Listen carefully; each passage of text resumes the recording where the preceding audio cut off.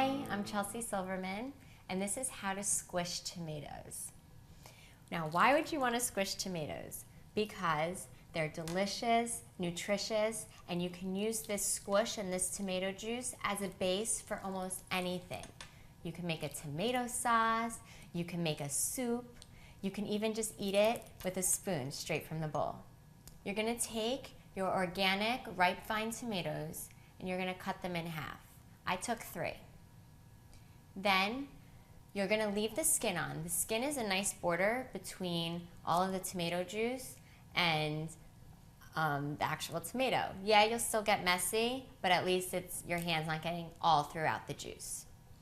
You're going to take your half of tomato and put it over a glass bowl and squeeze really, really hard until you can't get any juice out anymore.